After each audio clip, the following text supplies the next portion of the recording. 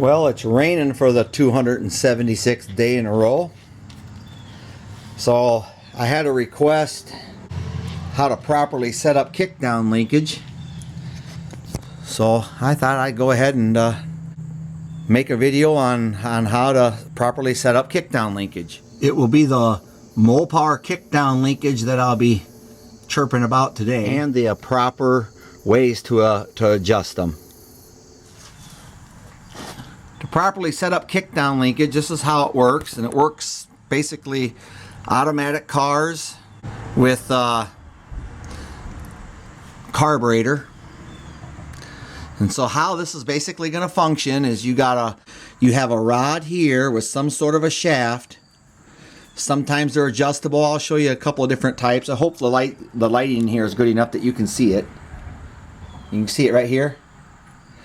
The carburetor, when your throttle cable pulls on the throttle, here's your throttle cable, see?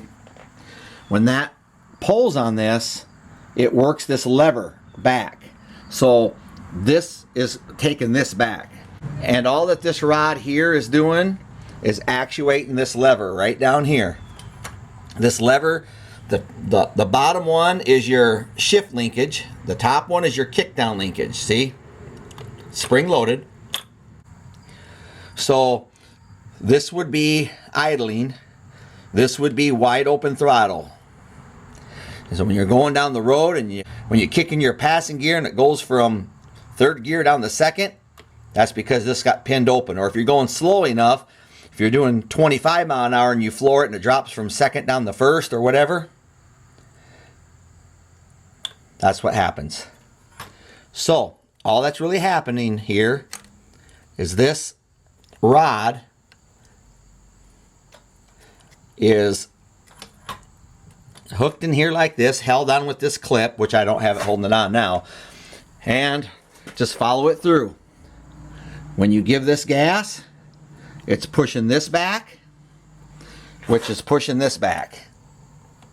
There.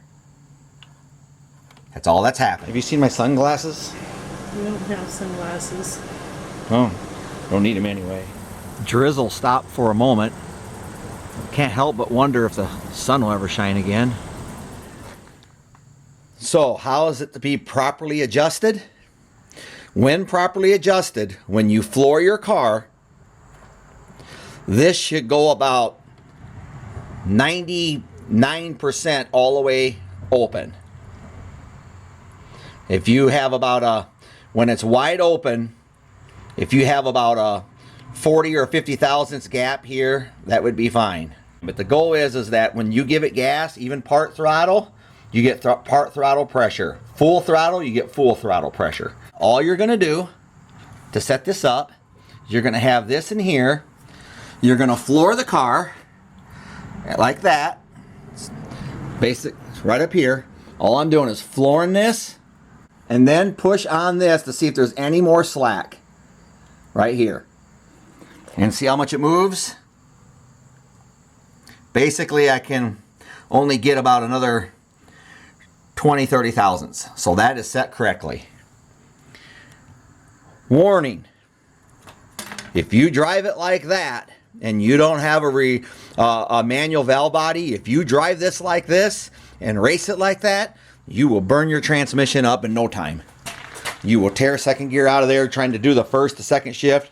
You'll tear that up in just a few tries. So not only does it make it better when you cruise down the road, it saves your transmission. This setup here would be like a pickup truck van type. Here's your adjustment on this type. You just move that slot, and that's how you know when you move this slot, that's your adjuster.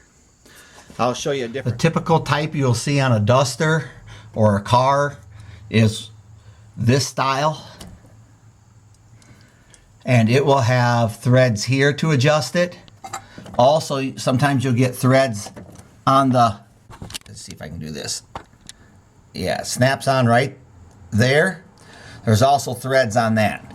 So you can adjust that to make the rod shorter or longer to get it to work the way you want it. Manually floor the car and then just push that rod back, or have somebody else floor it. If you got somebody handy, have them floor it And then just take your thumb and just push that rod back to see if you have any left over. If so, you need to adjust it up to where you should only be able to slide that just a smidge. Maybe a spark plug gap is all you should have there at the end. I'm not saying you want it bottoming all the way out, but you don't want to be able to slide it 1/4 of an inch when it's all the way open. But you need that throttle pressure.